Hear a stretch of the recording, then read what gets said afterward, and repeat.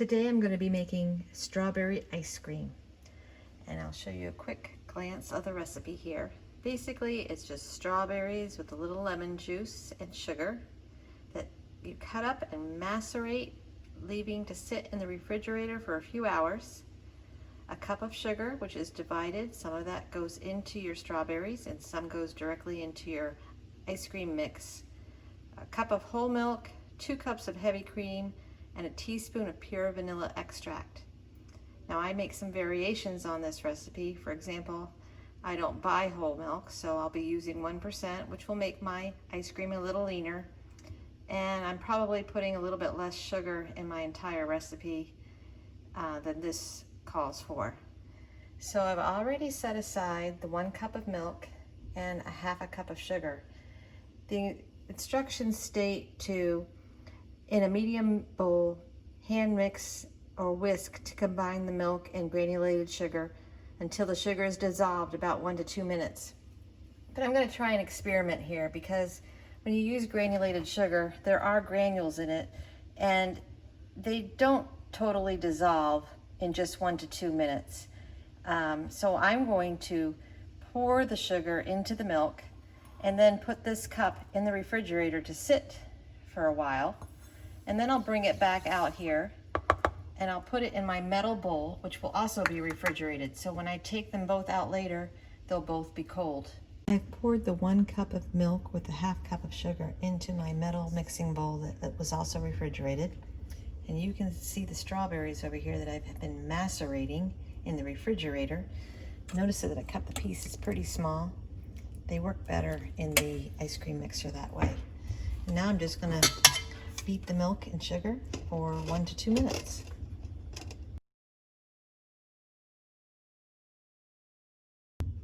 Beating the milk and sugar for about 2 minutes. I'm going to add a teaspoon of vanilla and 2 cups of heavy cream.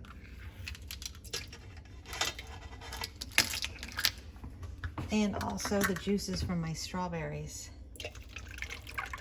And all of this stuff is well chilled.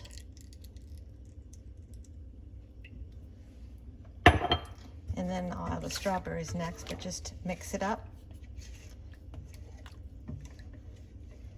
The actual strawberries don't go in this mix until near the end of the freezing of the ice cream. Poured the juices in, and then I'll just blend these together. And then I'm going to move some things out of the way here. My ice cream can, like I said, it's frozen. I just took it out of the freezer. I'm going to put it on the mount, pull this out a little bit, and then I'm going to pour my ice cream mix into the can. Get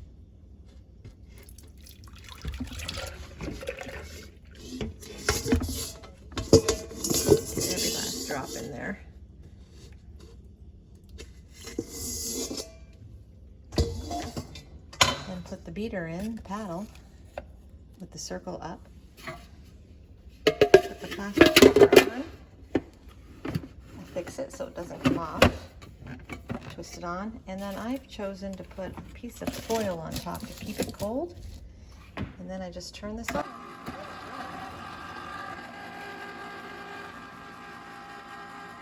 You hear me over the sound of the ice cream maker. It's been about 20 minutes, and the total prep time or run time is about 25 to 30 minutes. So about 5 minutes before you think you're going to be done, it's time to add the fruit. And I'm not going to add the juice, but just the fruit. And just put it in right through the top and let it blend in. And this is why I like to cut smaller pieces. And I've cut up here more strawberries than the recipe called for. But we'll just see how much I can get in here before it becomes problematic. I think I'll leave it just like that. And then the rest of the strawberries I use for topping on my finished ice cream. Okay, the ice cream has been churning for about 25 minutes now, and I added the strawberries about 5 minutes ago. And you can see that it's starting to overflow the can a little bit, or go into the rim of the can. So I'm going to stop it, and I'm going to scoop it out using my rubber spatula because I don't want to scratch my freezing pan with using a metal spoon. Just turn it off, and everything's going to be pretty much coated with ice cream, which you can lick off later.